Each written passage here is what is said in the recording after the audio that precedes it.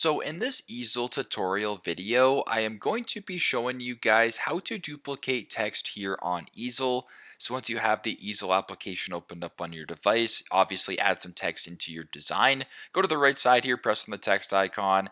I'm just going to press on add a heading. I'll make it a little bit larger in font size. I will then also change the font to how about duplicate.